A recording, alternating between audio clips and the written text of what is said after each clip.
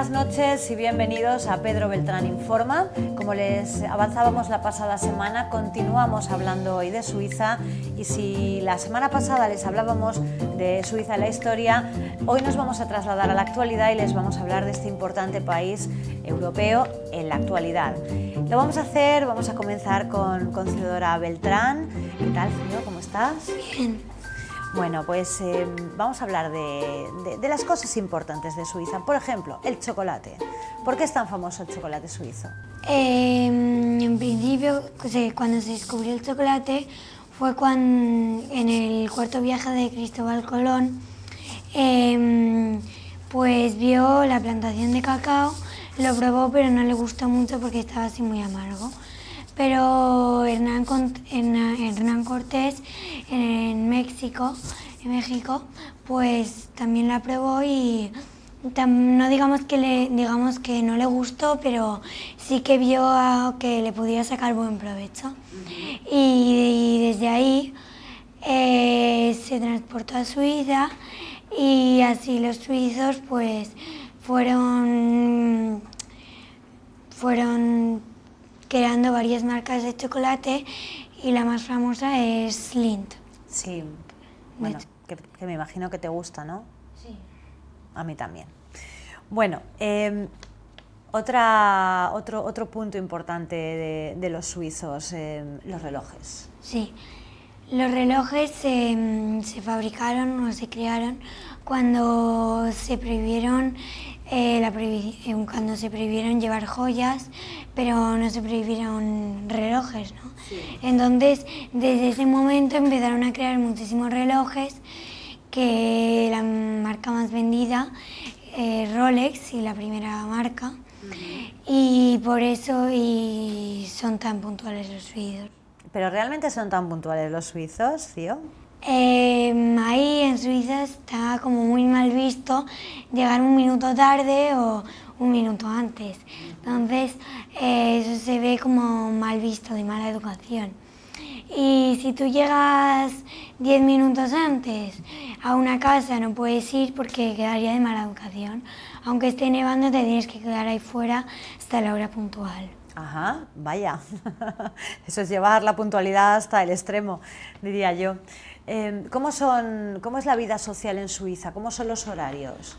Pues los horarios son totalmente contrarios aquí, porque ellos comen a las 12:30 de la mañana y nosotros normalmente a las 2. Y cenan a las 6, su horario, cuando acaba su horario de trabajo, es a las 5, como mucho 7. Y es muy raro ver a gente a las 7 o 8 de la tarde yendo por la calle, sino que se tienen que quedar en casa. No salen los suizos, Sí. Solo trabajan. Sí. Bueno, pues nada, muchísimas gracias, Theodora, por esta introducción a costumbres suizas y también a hitos en la historia de Suiza, como es el chocolate o los relojes. Gracias. Es información teórica.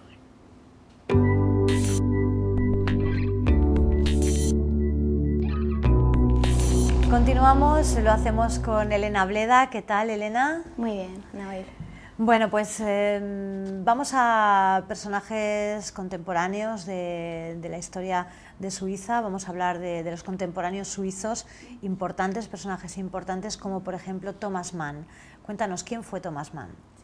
Thomas Mann fue un escritor muy reconocido, alemán, nacido en 1875, el cual es recordado básicamente por sus profundas críticas analíticas hacia el pensamiento alemán y europeo de principios del siglo XX, en el cual tomó como referencias diferentes textos bíblicos, las ideas de autores como Goethe, Freud y su psicoanálisis, y también filósofos puramente existencialistas como Nietzsche y Schopenhauer. Aunque su obra literaria más reconocida mundialmente fue La montaña mágica, la crítica afirma que se le concedió el Premio Nobel de Literatura en 1929 por su famosísima obra y su primera, que fue Los Buddenbrook. Bueno, ¿y cuál era la postura ideológica? Sí, pues en su juventud Thomas Mann plasmaría su posición ideológica en su obra ensayística Consideraciones de un apolítico, que en realidad era una respuesta a la obra Sola que publicaría su hermano Heinrich, que también fue un reconocido escritor, y que además esta publicación pues los separaría de por vida, porque eran posturas totalmente contradictorias. Y bueno, tras el final de la Primera Guerra Mundial, Thomas Mann apoyó decididamente la República de Weimar y se opuso radicalmente contra el partido nazi. Sí. En 1933, aprovechando una serie de conferencias que realizó sobre Wagner y haciendo caso de las opiniones de su familia, no volvió a Alemania y decidió exiliarse por un tiempo, en primer lugar en Marsella, en Francia, para después exiliarse en Zúrich, en Suiza. Y en 1938 se asentó en California y vivió allí hasta finalizar la Segunda Guerra Mundial, donde trabajó dando conferencias de índole sobre todo antifascista y en unas radios para el programa BBC también dando charlas. Ajá. ¿Cuáles son sus obras más significativas, Elena? Sí, pues como hemos aludido antes, la primera, Los Buddenbrook, que bueno, se inspiró en su propia familia, fue publicada en 1901 y narra básicamente la decadencia de una familia sentada en Lübeck y bueno, a través de 3 generaciones. Su segunda obra más importante, diría yo, es La muerte en Venecia, que además Visconti la llevaría al cine, como todos sabemos. Y bueno, es una obra corta que en realidad expone su postura hacia el arte, hacia la contradicción entre el arte y la vida, entre lo bello y la muerte, lo trágica que es la vida por la muerte. Sí. Y además culminaría esta reflexión en su obra de madurez, Doctor Fausto, que publicaría en 1946. Y bueno, finalmente La montaña mágica, que se publicó en 1926, pues narra la decisión del protagonista, Hans, que quiere pasar 3 semanas con su primo, que está enfermo de tuberculosis, en un balneario de tuberculosis, pero esas 3 semanas se acaban alargando a 7 años por una serie de acontecimientos y su enfermedad. Y bueno, en esta narración se narran todos los días monótonos de allí, del balneario, los comentarios con la gente, los enfermeros, de todo muy pintorescos. Y aparte, pues con estas narraciones se equipara una crítica hacia la sociedad contemporánea. Muy bien, pues muchísimas gracias por presentarnos a Thomas Mann, a este ilustre personaje suizo. Gracias, Elena. Gracias a ti y a Información TV.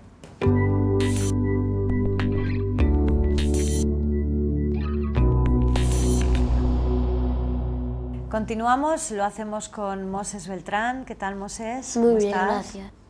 Bueno, hablábamos en el programa anterior de la diversidad de idiomas que hay en Suiza. ¿Cuántos idiomas tiene Suiza? Suiza tiene 4 idiomas que son bastante importantes. El primero y más importante de todos es el alemán, que lo habla el 70%, el 75%. Luego está el francés, que tiene el 20% de la población que habla el francés, pero no es tan hablado. Solo lo habla una zona pequeña por el norte de Suiza. Más detrás del francés está el italiano, que lo habla un 5%, pero no lo habla mucho, no se utiliza para entenderse con la gente. En un restaurante, si va un turista, se utiliza más o el francés o el alemán. Luego uno que no es prácticamente nada conocido, que es el romance, que no alcanza ni el 1% de la población, solo tiene unos varios miles de personas. El suizo no existe, es un idioma que no lo tienen ni no lo utilizan. Moses, ¿cómo es el sistema político de Suiza, sobre todo en lo que se refiere al gobierno y al presidente?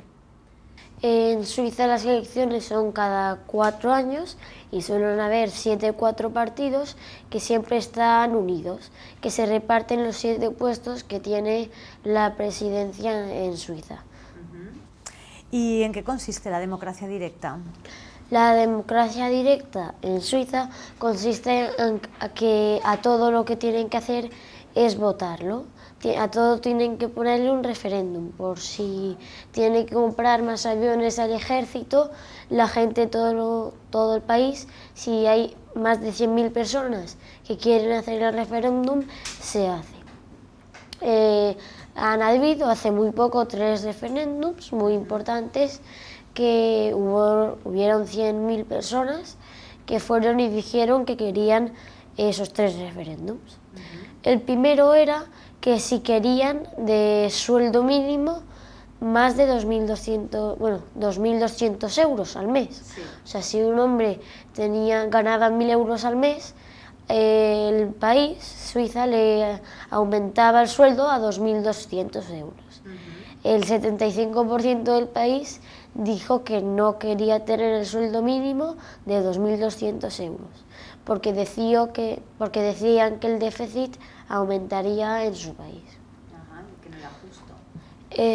Luego, otro referéndum era que tenían que trabajar menos horas, pero ganar lo mismo, y salió igual. Ganó absolutamente el no, a que se quedaba igual, trabajar más horas y ganar lo mismo, y eran porque decían que perdían competitividad con otros países. Otro referéndum, que tenían más vacaciones y ganaban lo mismo, o sea, y que podían irse de viaje, pero seguían ganando lo mismo. Entonces salió también el no, y lo mismo por lo mismo que el anterior, que perdía competitividad con otros países. Vaya, así que en Suiza se vota por todo. Sí. Muy bien, Moses, pues muchísimas gracias por acercarnos a la realidad actual de Suiza, sobre todo en su ámbito político. Gracias. A ti, Información TV.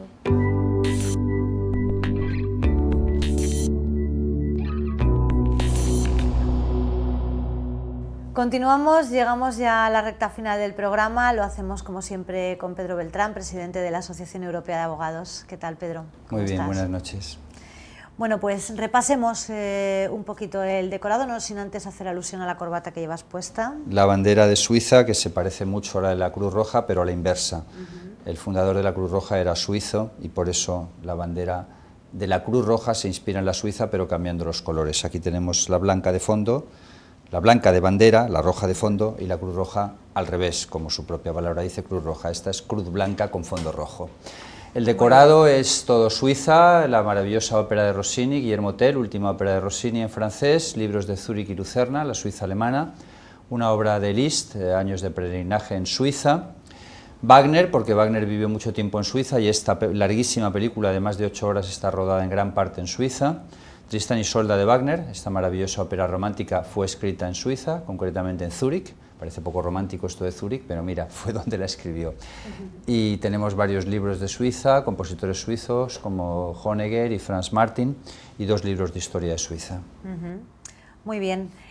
Hoy hemos dicho que vamos a hablar de la Suiza actual, y si hay algo que caracteriza a la Suiza actual es precisamente ese sistema de democracia directa del que ya nos hablábamos con los referéndums, y que permite a los ciudadanos decidir prácticamente por todo, por cualquier cuestión es sometida al voto popular.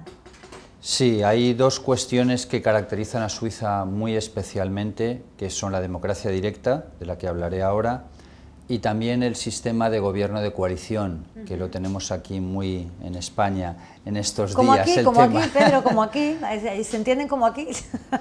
En Suiza desde hace más de 30 años gobierna una coalición de 4 partidos, los 4 partidos principales, para entendernos, como si aquí gobernara el Partido Popular, Ciudadanos, el PSOE y Podemos, desde hace 35 años. Un poco difícil porque Podemos y Ciudadanos son más recientes, pero esa es la situación que tiene en Suiza.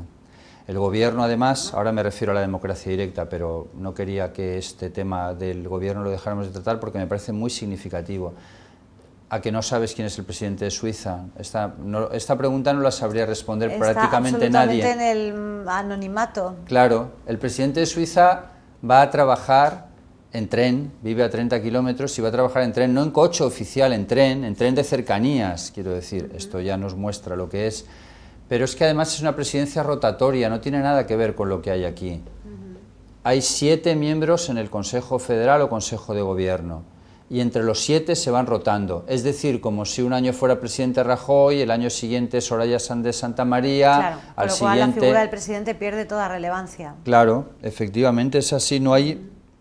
Eso es democracia de verdad, y lo digo con la siguiente, con la democracia directa, porque las dos cosas están muy asociadas. En la medida que los partidos políticos no tienen el protagonismo que tienen aquí, en la medida que se gobierna en coalición, se consulta más al pueblo, que es al final el que tiene la decisión, pero se consulta al pueblo sobre todo, sobre todas las cosas. Quiero decir, una estadística, y las estadísticas nos dicen todo. En los últimos 35 años ha habido 1.200 referéndums en Suiza. Y 1.200, qué barbaridad, como 1.200, sí, de media. Digo de media porque incluimos locales, referéndums regionales o autonómicos serían aquí, y referéndums nacionales. Locales, debe ser peatonal la calle de San Francisco, IKEA quiere instalarse, lo instalamos en esta zona o no, el campo del Hércules, hay que dar una subvención al Hércules o no, cosas de ese tipo se vota a nivel local. En algún caso es extremo porque hasta lo hacen en asamblea federal, que se reúne la gente en asamblea en la Plaza del Pueblo y votan a mano alzada. Que no es un voto secreto, entonces evidentemente luego está eso que es lo más antiguo, pero en algunos sitios está, y también lo más moderno, la última innovación es el voto electrónico, porque si no tendrían que estar saliendo a la calle constantemente para votar tantas veces, pero votan cualquier cosa. ¿Qué índice de participación suele haber en estos referéndums? Entre el 60 y el 80%. De media, dependiendo de la cuestión que se plantee. Sí, a veces el 55, sí, 55, 60, 65, depende de qué se plantee. Ha habido referéndums importantes, ¿debe adherirse Suiza o no a la Unión Europea? Un margen muy estrecho, 49 y 51 en contra. ¿Debe entrar en Naciones Unidas? Suiza entró en Naciones Unidas hace nada, hace 12 años, no estaba en Naciones Unidas. Ese, sin embargo, fue a favor. Pero también, como antes decíamos, ¿debemos comprar estos aviones o no? Es decir, cosas mucho más... Lo que ocurre es que ahí les funciona muy bien porque lo votan todo. Y yo tengo la teoría de que el Brexit ha salido ese resultado porque no están acostumbrados a votar. Y como no están acostumbrados a votar, una vez que les dicen, pues ahora voto de protesta y me enfado. Claro. Si les hubieran dado más opciones para votar otras cosas, el enfado lo hubieran podido mostrar en otros temas. Canalizarlo de otra forma. Claro, y sin embargo, en Suiza, como votan constantemente, no se da esa situación. El pueblo es al final el que tiene la decisión sobre muchísimos temas, pero se han acostumbrado a vivir así y realmente les va muy bien. Pedro, yo tengo la sensación de que Suiza, y por eso además me alegro mucho que hayamos hecho estos dos programas, de que Suiza es la gran desconocida de Europa. No se habla de Suiza, no aparece en los informativos. No se habla porque la política es muy aburrida. Para empezar, en política y en los informativos nos gusta destacar personas. Rajoy, no sé qué, Tony Blair y la guerra de Irak, es decir, nombres de personas. Y en Suiza no tienes esos nombres de personas, porque si el presidente va en tren al trabajo, pues ya no es esa figura tan relevante. Luego, las noticias son la novedad. Ha cambiado algo, hay esto. La noticia es el conflicto al final. Claro. Porque si miras los noticiarios, guerras, atentados, elecciones... Claro, allí no, porque las cosas cambian poco. Es como el pronóstico climatológico en Singapur. Me comentaba un abogado de Singapur, si es que allí no hablamos del tiempo, si es todo el año 24-25, pues un poco es lo que pasa aquí, no se habla del tiempo porque no hay conflicto, porque la política en Suiza es extraordinariamente aburrida. Y aquí en España es muy divertida, claro, es... Demasiado, quizás. La política buena es la aburrida. no para los comentaristas políticos, no para los medios de comunicación. Sin duda, en Suiza se habla muy poco de política. Es novedad. Nos acostumbraríamos, ¿eh? Es novedad que la política en los últimos 3 o 4 años está en las primeras páginas de los periódicos. Antes estaba hacia el final y era como un tema casi intrascendente, porque no había novedades. Entonces... se ha popularizado también la política, vamos, absolutamente. Yo creo que la gente está mucho más informada y está más al tanto. Bueno, Quizás pero porque aquí hay mucho cambio. Un poco más emocionante, ¿no? Claro, porque hay emocionante, porque aquí sobre todo tenemos muchas elecciones, es decir, a lo mejor tenemos las terceras o no se sabe, 3 en un año, quiero decir, allí eso sería inconcebible. Impensable. Porque es aburrida, porque existen los acuerdos, pero al final es que eso es lo que hace que funcione un país. La estabilidad es muy buena. Vamos a ver, ¿la estabilidad es buena para una familia, sí o no? Sí. ¿La estabilidad es buena para un individuo que sea estable y que progrese? Claro que sí. Todo lo que sea inestabilidad es malo, pues lo mismo. Un país es la suma de las familias y al final, si el país funciona bien y los políticos funcionan bien, en Suiza, por ejemplo, hay un paro del 3%, que eso es prácticamente residual. Antes estaba en el 2% durante mucho tiempo, 2, 1,5%, eso no es nada, comparado con más del 20% que tenemos aquí. Eso significa que es un país que funciona bien. ¿Por qué los salarios son tan altos? Que es otra de las cuestiones que bueno, pues que llaman la atención de Suiza, ¿no? Bueno, lo primero es que la moneda no es el euro, con lo cual en cualquier caso cuando hablamos de salarios son francos suizos y el cambio es más bajo que el del euro. Pero es verdad que los salarios son altos. El nivel es alto. El nivel de vida también es alto, pero bien, en ese sentido es un país que se ha organizado muy bien. Hablando de salarios, me gustaría comentar la anécdota del referéndum que mencionábamos la semana pasada, porque es muy reciente, además es de hace un mes, en donde se vota sobre un salario mínimo de 2.200 euros por adulto y 500 euros por niño. En una familia eso suma 5.400 al mes, una familia de 2 hijos, claro. Sí. Bien, votaron que no, 75% dijo que no. En España, vamos, ¿de dónde hacemos ese referéndum y sale la votación que no? El hecho de que se plantee una cuestión en referéndum es porque lo han pedido un número determinado de más personas. De 100.000 personas, por eso hay tantos referéndums. ¿Y se permite cualquier tipo de consulta? Es decir, imaginemos que el gobierno considera inviable esta posibilidad. Pues mira, hubo un caso... ¿Dan la opción de que se vote y salga positivo, aunque sepan que va a ser... Está muy bien hecha tu pregunta, porque hubo un caso en el que los ciudadanos votaron de una manera y el gobierno dijo que no, que lo sentía, pero no podía ser. Ah, entonces no hay tanta democracia directa. Bueno, tiramos los dados y sale lo que queremos bien, y si no, ya veremos. 99% de los casos no es así. Casi, bueno, no es intrascendente, era el cambio horario.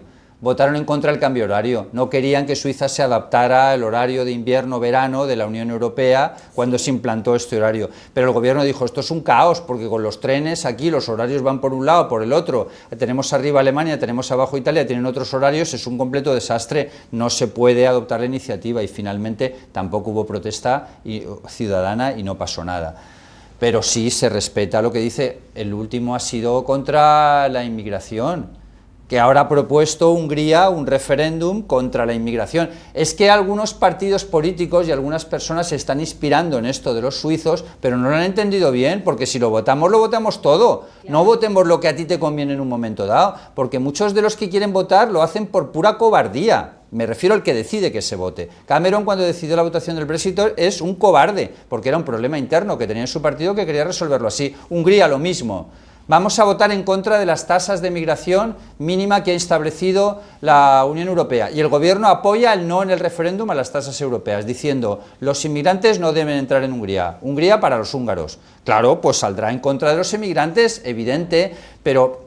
lo que digo, si lo votamos todo, porque hay determinadas cosas. Ahora, Pedro Sánchez, vamos a someter a referéndum dentro de los asociados del PSOE o los militantes si debe aliarse o no con el PP, ¿no? Bueno, eso votemos. Sí, decide tú o decide tú, yo creo que ahí el término medio no es correcto, no es correcto. O decide tú o lo votamos todo, pero no votamos una cosa que te conviene a ti por tus intereses particulares, a ti líder político, cuando te conviene. Bueno, pues vamos a ver si nos escuchan nuestros políticos y sí, bueno, no creo. Pues toman nota de lo que ocurre aquí en Suiza, muy cerquita, por cierto. Pedro, la semana próxima... Los Strauss, vamos a hacer un programa sobre la familia Strauss, los 4 compositores vieneses de la familia Strauss. Muy bien, pues volvemos a la música, entonces aparcamos las maletas y volvemos a la música. Gracias, Pedro. Gracias a ti siempre y gracias a Información TV. Muy bien, pues ya lo saben, vamos a hacer un alto en el camino la próxima semana y volvemos a hablar de música. Hasta pronto.